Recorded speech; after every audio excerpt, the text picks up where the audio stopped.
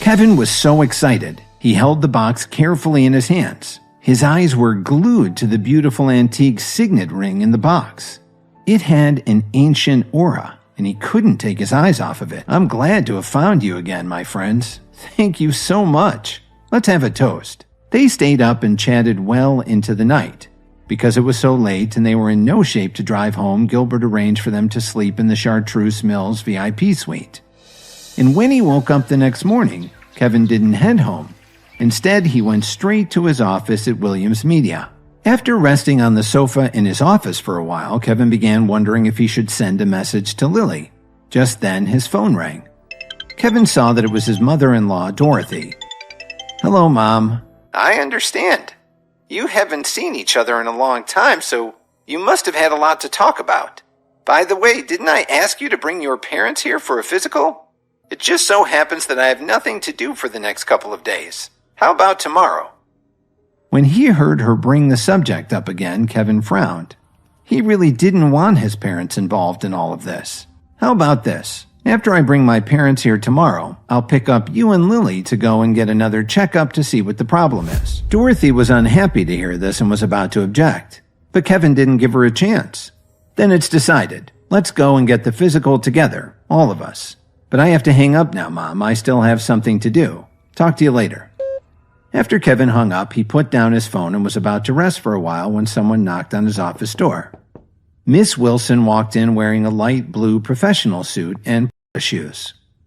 "Sir, Jason from the Jones family is here. He wants to sign the packaging contract for Brittany's debut with us.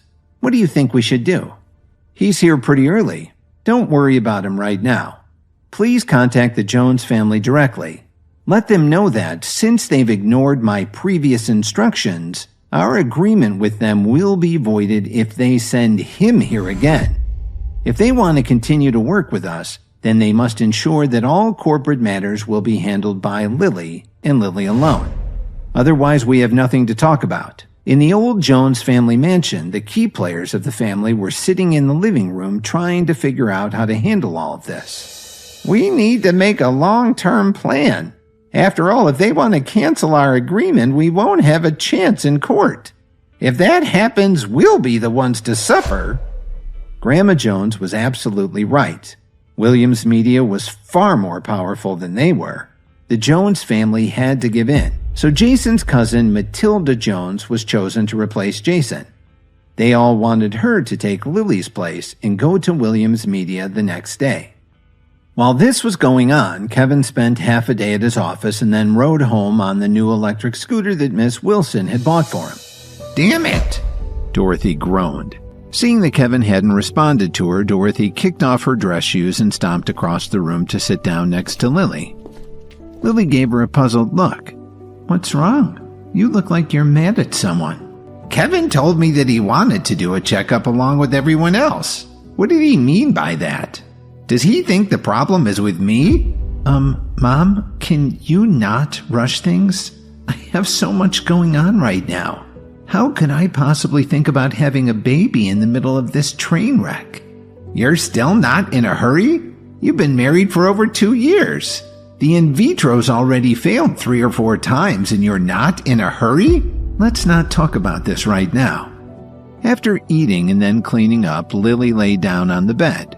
Kevin, who was doing some stretches on the floor, turned on his side and used his hand to support his head while he stared at her beautiful side profile.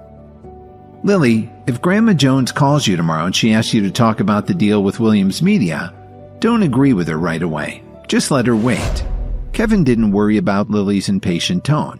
After saying that, he went to bed and quickly fell asleep. The next day after Lily left for work, Kevin headed over to his office at Williams Media. Miss Wilson knocked on the door and walked in. "Mr. President, the Jones family has sent someone over to discuss their arrangement with us. It's a woman named Matilda Jones. Please ask her to leave." When Matilda returned to Grandma Jones, her grandmother was really pissed off at the news, but she reluctantly agreed that it was time to call Lily. "Sorry, Grandma, since you already handed this over to Jason, I feel that it's not right for you to make a sudden change in the middle of negotiations." Lily hung up the phone abruptly. Dorothy looked at her daughter in disbelief. On the other side of town, Kevin arrived at the Whistler Hotel and was happy to see that Cook already had a table full of food waiting for him. Kevin smiled as Cook opened the silver lid and took out a small velvet box. He was acting very mysterious. Cook quietly put the box in front of Kevin. "I prepared this especially for you. It's a valuable item that I've kept for almost 4 years now." Kevin finished lunch. He checked in with his office, but they didn't have any work lined up for him, so he headed home. When he got there, he took a shower and put on some more casual clothes. Then he pulled Cook's gift out of his pocket. In the middle of the velvet box was a pill the size of a small marble. He placed it in his mouth and reached for a glass of water to help him swallow it. Before Kevin could drink the water, the pill seemed to melt in his mouth, and then it flowed down his throat. He suddenly felt a sharp pain in his abdomen. Then his whole body felt like ice. It reminded him of that time one of his friends had convinced him to jump into Lake Michigan with his polar bear club one cold winter day.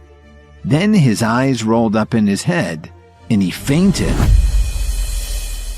When Kevin opened his eyes again, it was almost dusk. What's that horrible smell? The funk was almost enough to knock him out again. Kevin got up off the floor and discovered that the smell seemed to come from his own body. His entire body was covered with some sticky yellow liquid. Kevin sprinted to the bathroom to take a shower. He gave the house a quick cleaning and sprayed the air with an entire can of freshener. It seemed impossible to get the stink out of the room, especially the spot where he'd fainted. "I can't believe someone told Mitch that this would help me. So far, it's given me an intense pain in my gut, knocked me out, and made me smell like an outhouse on a hot July day. Are there any more fun side effects?" Kevin kept muttering to himself as he cleaned the room furiously. Just as he finished, Lily and Dorothy came home. She gave Kevin a subtle tug on his sleeve and motioned for him to go to the bedroom with her. "It's Grandma Jones's birthday the day after tomorrow, so you have 2 days to try and find something nice, and nothing cheap or tacky. Please don't embarrass me in front of my family again."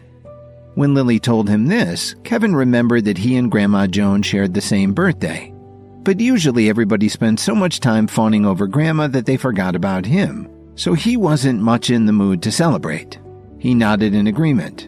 "Don't worry, I'll remember it, and I'll find her something nice." "Thanks," Lily replied. Grandma Jones's birthday bash was held at Chez Robin, one of the finest restaurants in Chicago. Lily sat next to her mother and saved a seat for her husband. For the past 2 days, she'd asked Kevin over and over what he planned to get for her grandmother, but he insisted that he wanted to keep it a secret. When Kevin finally arrived, Lily saw that he was holding a simple gift bag like you find in a drugstore. This sure ticked her off. When Kevin sat down at the table, Dorothy frowned and stared at the gift bag he was holding. "You could have at least had it wrapped. I hope the gift you picked out is presentable." I didn't have time to wrap it, but the wrapping isn't important. It's what's in the bag that counts." He started to lean toward Lily, offering the bag to show what was inside, but she put her hand out and stopped him. She wasn't interested in finding out right now. "I don't want to know. Later, when everyone is giving Grandma her presents, you can take advantage of the confusion and just stuff it into the pile so we're not embarrassed in front of my family. Again."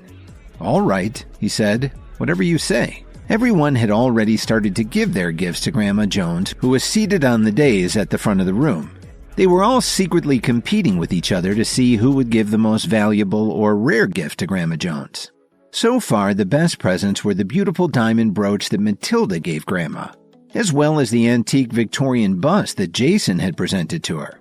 Just then, someone walked up to Grandma Jones and announced, "Grandma, Bradley Smith is here." "Happy birthday, Grandma Jones. I wish you health, wealth, and happiness. I'm sorry that I'm a little late. The Dan Ryan Expressway was backed up with the construction traffic. Please forgive me." Grandma Jones knew that Bradley had always been interested in Lily. If only she had been able to match them up a few years ago. But instead she had married that failure Kevin. "Oh, I understand. I know you have a busy schedule. It's very considerate of you to come to my party." "Actually, I'm not just here for your birthday. There's something else. Grandma Jones, I want to ask your blessing to marry Lily." Bradley, you do realize that Lily is married, doesn't that bother you? Grandma, I'd like to ask Lily to be my wife. You know I've always seen you as my very own Grandma. Please say yes. The whole time he was saying this, Bradley was acting like Kevin wasn't even there. Finally, Kevin had had enough of this. He stood up from his chair and yelled, "Stop! What the hell is wrong with you?"